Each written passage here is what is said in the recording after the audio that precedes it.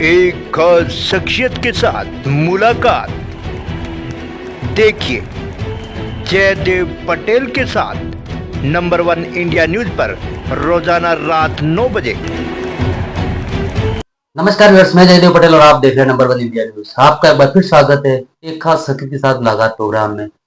आज हम बात करेंगे उत्तर प्रदेश में निक्की मर्डर केस मामले को लेकर के, जिस प्रकार से उसके पति और ससुराल वालों ने जो उसका आग के हवाले कर दिया।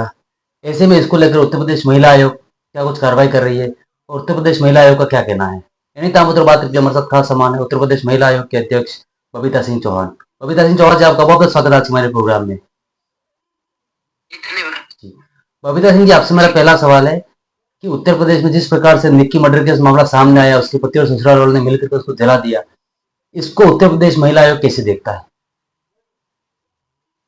देखिए, देखने वाली बात तो है नहीं, इससे ज्यादा घृणित काम कोई नहीं हो सकता। और ये बहुत ही दुर्भाग्यपूर्ण है कि कहाँ हम महिलाओं को 21वीं सदी की बात करते हैं, कहाँ महिलाएं आंगन से लेकर अंतरिक्ष तक दौड़ लगा रही हैं, और कहाँ हम ऐसी न्यूज देखते हैं कि महिलाओं को जला दिया जाए या मार दिया जाए या किसी भी तरह से मर्डर कर दिया। जिससे ज्यादा दुर्भाग्यपूर्ण स्थिति तो कुछ हो ही नहीं सकती जी। तो ये तो कोई सोचने का विषय नहीं है। बहुत बहुत घटिया और बहुत ही घृणित काम ये हुआ है, जो भी है।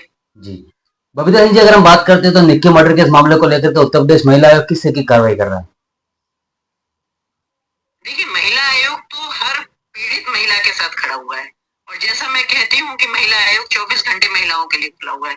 लेकिन अगर निक्की के मामले में कहा जाए तो मैं इसके लिए उत्तर प्रदेश सरकार का बहुत आभार करती हूँ, उनको बहुत बहुत धन्यवाद भी देती हूँ, क्योंकि जब इस तरह के केस कोई होते हैं तो वहाँ तुरंत कार्रवाई होती है। जैसे इस मामले में भी आपने देखा होगा कि उस लड़के का भी एनकाउंटर किया, उसके सास ससुर और जितने भी लोग उसमें थे इन्वॉल्व, उन सबको भी उन्होंने अंदर कर दिया। तो मुझे लगता है कि कार्रवाई बहुत अच्छी चल रही है। बाकी तो ये है कि थोड़ा सा जो भी अपना पुलिस का है कि उसमें देखेंगे, इन्वेस्टिगेशन होगा या जो भी है वो चलेगा, पर ऐसा ये संभव नहीं है कि वहाँ कोई जिसने भी अपराध किया है कोई अपराधी बच पाएगा या उसको कोई सजा नहीं मिलेगी। तो इसलिए मैं कह सकती हूँ कि आज जो सरकार हमारे यहाँ काम कर रही है उत्तर प्रदेश की, कि वो इतनी सचेत है कि कम से कम ऐसे मामलों में तो कोई बचने वाला नहीं। और अगर ऐसा कहीं लगता है पीड़िता के परिवार को या किसी को कि महिला आयोग की कहीं जरूरत है, अगर हमारी जरूरत होगी तो हम भी उनके साथ खड़े हैं। ऐसा बिल्कुल कुछ भी नहीं है, क्योंकि मैं बताना चाहूंगी कि जो पीड़ित है, अगर इतनी जल्दी जो कार्रवाई हुई है अभी इस केस में, तो मुझे लगता है थोड़ा सा तो उनको थोड़ी राहत मिली होगी, उनके घाव पे भी थोड़ा मरहम तो लगा होगा। बबीता सिंह जी, अगर हम बात करते हैं तो जिस प्रकार से उत्तर प्रदेश में महिलाओं के साथ उत्पीड़न के जो मामले जो देखे जा रहे हैं लगभग काफी हद तक कम भी हुए हैं, इसको रोकने के लिए महिला आयोग क्या कुछ खास कदम उठा रहा है? नहीं, देखिए, महिला आयोग का भी इन्वॉल्वमेंट इस लेवल का बड़ा है कि जो केस है वो कम हुए हैं। और फिर मैं कहूंगी थोड़ा सा, फिर मैं सरकार की बात करूंगी क्योंकि उत्तर प्रदेश सरकार का खौफ भी है इसमें। तो देखिए, मैं हमेशा कहती हूँ अब वो वाला क्राइम नहीं है जो अब से 7, 8, 10 साल पहले दिखाई देता था, कि जो रोड पे चलते हुए क्राइम होता था, रोड पे चलते हुए लड़कियों को उठा के ले जाते थे, पता ही नहीं चलता, लड़कियों की छोड़िए लड़कों को उठा के ले जाते थे, या चेन स्नैचिंग हो गई, या बच्चे स्कूल नहीं जा सकते थे, बच्चे कहीं नौकरी पेशे पर नहीं जा सकते थे। लेकिन अब मैं ये कह सकती हूँ दावे के साथ कि अब इस तरह का क्राइम बिल्कुल नहीं है, मतलब 0% भी नहीं है। अब अगर जो क्राइम है तो वो घर के अंदर क्राइम हो रहा है। जैसे अगर निक्की के केस की बात करेंगे हम, तो ये घर के अंदर क्राइम हुआ। तो मुझे लगता है कि जब इस तरह के क्राइम होते हैं उनको रोक पाना थोड़ा असंभव है, कि वहां ना तो सरकार का कोई व्यक्ति पहुंच सकता है, ना वहां आयोग का कोई व्यक्ति पहुंच सकता है। हमारे पास सूचना कब आती है? जब वो क्राइम हो चुका होता है। तो मैं यही कहूंगी कि इसके लिए थोड़ी अवेयरनेस बढ़ाएं। थोड़ा अगर महिलाओं की बात है तो वो भी थोड़ा अपने अधिकारों के बारे में भी जाने। अभी जैसे मुझे तो लगता है कि इसमें निक्की को इतना मौका भी नहीं दिया गया।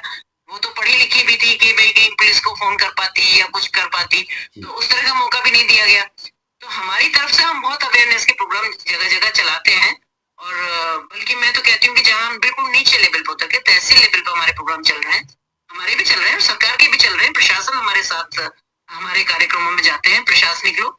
तो इतना ही कर सकते हैं, बाकी तो घर में रहने वालों को तो खुद अवेयर होना चाहिए। बबीता सिंह जी, आपसे मेरा एक आखिरी सवाल है कि जैसे आपने बताया कि अवेयरनेस की काफी जरूरत है, काफी हद तक उत्तर प्रदेश सरकार और उत्तर प्रदेश महिला आयोग इस पर काम भी कर रही है। ऐसे में महिलाएं ज्यादा से ज्यादा शिकायतें जो है वो लेकर के महिला आयोग पहुंचे और उनका जो अधिकार है उसको कहीं न कहीं महिला आयोग उनको विस्तृत में जानकारी दे।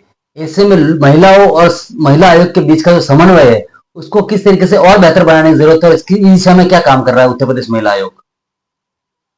बिल्कुल सही कहा, और मैं आपको बताऊंगी और मुझे बताते हुए खुशी हो रही है कि आज जो महिला और महिला आयोग के बीच में जो समन्वय है वो बहुत ही खूबसूरत तरीके से चल रहा है। आज मैं आपको बता सकती हूँ कि आज हर महिला, अगर वो पढ़ी लिखी भी नहीं है और कहीं ऐसे काम करती है, कहीं मजदूरी टाइप के भी काम करती है, उसको भी ये पता है कि अगर मेरे साथ कोई बात होगी और मैं महिला आयोग जाऊंगी तो मुझे न्याय मिलेगा। और मैं ऐसे जब केसों को देखती हूँ और सुनती हूँ और जो महिलाएं मेरे पास आती हैं, मैं सच बता रही हूँ कि मुझे दिल से बहुत सुकून मिलता है। मुझे लगता है कि इसका मतलब ये है कि आयोग की कार्यशैली लोगों तक पहुंच रही है और लोगों को जहाँ जरूरत है, क्योंकि मेरा हमेशा से कहना होता है कि अगर बड़े लोगों की बात करूं, जो पढ़े लिखे लोग हैं, उन सबको पता है कि भाई आयोग में जाएंगे और वहाँ हम अपनी सुनवाई करवा सकते हैं। लेकिन जो लोग ऐसे हैं कि जिनकी अप्रोच भी नहीं है और जिनकी जानकारी भी नहीं है, उन महिलाओं तक हम पहुंचते हैं। उन महिलाओं तक हमने काम शुरू किया हुआ है अपना कि हम उन महिलाओं तक पहुंचते हैं, जिसकी वजह से आज महिला, उस तरह की महिलाएं हमारे पास आती हैं कि जिनको आयोग के बारे में पता ही नहीं था, आयोग का मतलब ही नहीं पता था कि आयोग क्या है। तो हमने उसका स्लोगन दिया था, महिला आयोग आपके द्वार। तो हमने कहा है कि हमारे 24 घंटे हमारे महिला आयोग के दरवाजे किसी भी पीड़ित महिला के लिए, किसी जरूरतमंद महिला के लिए खुले हुए हैं। बबीता सिंह चौहान जी, आपने हमारे लिए समय निकाला, उसके लिए आपका बहुत बहुत धन्यवाद।